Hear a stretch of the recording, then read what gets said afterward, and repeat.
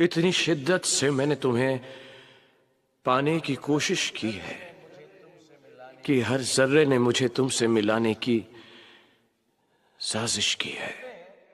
जिस चीज़ को इतनी शिद्दत से पाने की कोशिश की है एसआरके ने, फाइनली उन्हें वो मिल ही गया। जी हाँ, हम बात कर रहे हैं हाल ही में अनाउंस हुए 2023 नेशनल अवार्ड्स की। जैसा कि आप सभी जानते हैं, SRK won the best male actor award for जवान। जब ये अवार्ड्स अनाउंस हुए तो हर किसी को यही लग रहा था कि क्या सच में एसआरके को ये अवार्ड इस मूवी के लिए मिलना चाहिए था। तो मैं भी सोच में पड़ गया और सोचने लगा कि क्या सच में ऐसे मेन स्ट्रीम मूवीज में एक्ट करने के लिए नेशनल अवार्ड मिलता है। फिर मैंने भी थोड़ा रिसर्च किया और मुझे पता चला कि इतने सारे बेहतरीन परफॉर्मेंस होने के बाद भी अमिताभ बच्चन को अपना पहला नेशनल अवार्ड मिला अग्निपथ के लिए, जो एक मेन स्ट्रीम मसाला मूवी थी।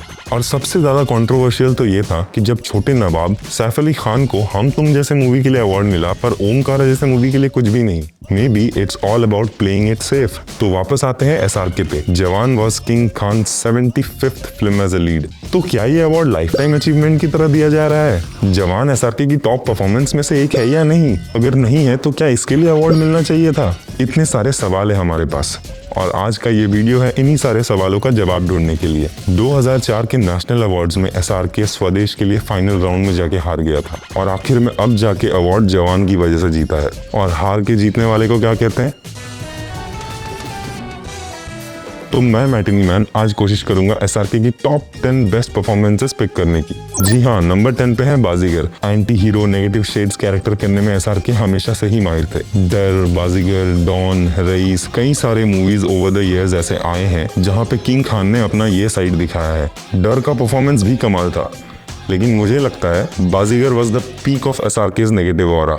और अब बारी है सुरिंदर सानी फ्रॉम पंजाब पावर की। अगर बाजीगर का अजय शर्मा अपने रास्ते से किसी को हटाने के लिए उसको मार सकता है, तो हमारे सानी साहब एक मच्छर को भी हर्ट नहीं कर सकते। हाँ, बहुत लोग मेरे इस नंबर 9 के चॉइस से शायद एग्री ना करें, क्योंकि इस मूवी का प्लॉट काफी इलॉजिकल लगता है। क्योंकि आप ही सोचिए, एसआरके मूंछ निकाल के कोई और बन जाता है और तनी पार्टनर को इसका पता भी नहीं चलता है। लेकिन जिस तरह से एसआरके ने सानी का ये रोल निभाया है, ऐसा लगता है कि उनके दोनों स्ट्रेंथ्स, रोमांस और कॉमेडी, एक डेडली कॉम्बो साबित हुए हैं। हमें भी एसआरके की इस परफॉर्मेंस में रब दिखता है। जब एसआरके की बात कर रहे हैं और रोमांस की बात ना करें, ऐसा तो हो नहीं सकता। यही वो जॉनरा है जहाँ पे किंग खान अपने कुर्सी की पेटी कस के बांध के थ्रोन पे बैठा हुआ है। चाहे वो डीडीएलजे हो या कुछ कुछ होता है या कोई और मूवी, रोमांस हो तो एसआरके जैसा। रोमांस को रिप्रेजेंट करने के लिए इस लिस्ट में हमने वीर ज़ारा को सेलेक्ट किया है। हाँ, आपकी बात सही है, डीडीएलजे काफी ज्यादा पॉपुलर मूवी थी, पर वीर ने सिर्फ ज़ारा की नहीं, हमारे भी दिल जीत लिए थे जब ये मूवी आई थी। रोमांस तो सब करते हैं,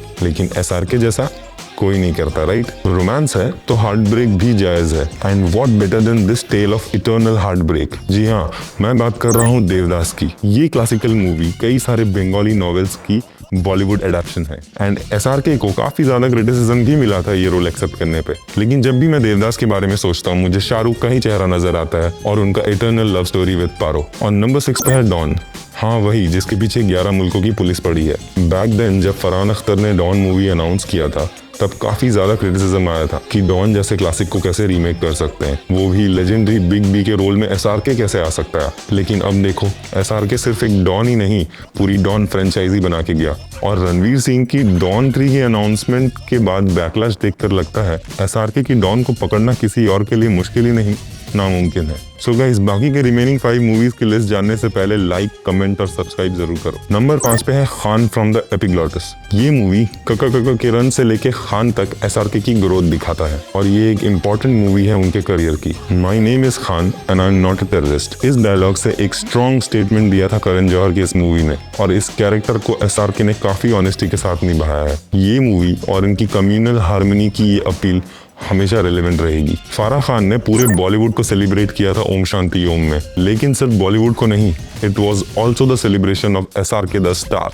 बॉलीवुड के सारे क्लासिकल एलिमेंट्स है इसमें, reincarnation, revenge, comedy, romance, and SRK was in his full glory. अगर फर्स्ट हाफ ओम प्रकाश मखीजा की कॉमेडी और हार्ट ब्रेक से भरा हुआ है, तो दूसरी तरफ सेकेंड हाफ ओम कपूर का स्टारडम और शांति प्रिया की रिवेंज की दास्तान बताता है। It is one of those ultimate Bollywood movies. और कभी भी नहीं लगा कि मखीजा और कपूर दोनों एक ही पर्सन है। इतना कमाल का परफॉर्मेंस किया है एसआरके ने दोनों कैरेक्टर में। मैं तो इतना भी कहूंगा कि SRK की ये एक अंडररेटेड परफॉर्मेंस है, वो भी प्रॉपर मेन स्ट्रीम सिनेमा में। अब टॉप 3 की बारी है और नंबर 3 पे मेरा पिक है everyone's favourite son, neighbour, friend, lover version of SRK from Kal Ho ना हो।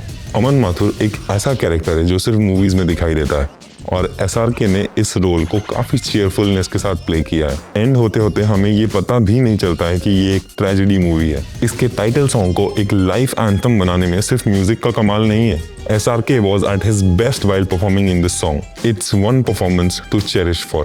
क्या पता कल हो ना हो। What's your calling in life? NASA में आपका जॉब है, फिर भी आपको क्यों लगता है कि आपके लाइफ का पर्पस कुछ और है? जब देश पुकारेगा तो आपको वापस आना ही होगा। स्वदेश एक यूनिक मूवी थी। यहाँ पे आपको SRK द स्टार नहीं दिखेगा। जैसे मूवी में उन्होंने गांव में बिजली लाया था, उसी तरह ही लाइट्स अप द स्क्रीन। अपने करियर की पीक पे ऐसी नॉन कमर्शियल फिल्म करना, hats off man. That train scene जहाँ पे SRK को अल्टीमेट रियलाइजेशन होता है रियल इंडिया के रियल इश्यूज, उस सीन की बात तो हर कोई करता है, लेकिन स्वदेश एक ऐसी मूवी है जहाँ पे बिग इश्यूज के साथ साथ स्मॉल स्मॉल मोमेंट्स को भी काफी ब्यूटीफुली दिखाया गया है। ये तारा वो तारा हर तारा, every moment is a gem. जैसा मैंने पहले बोला था, देयर इज नो वंडर ये परफॉर्मेंस फाइनल राउंड तक गया था 2004 के नेशनल अवार्ड्स में। अब बारी है हमारे सबसे फेवरेट SRK परफॉर्मेंस की। मुझे इस पोजीशन पे ना तो कोई मूवी का नाम सुनाई देता है ना दिखाई देता है। सुनाई देता है तो सिर्फ एक नाम, चक दे इंडिया।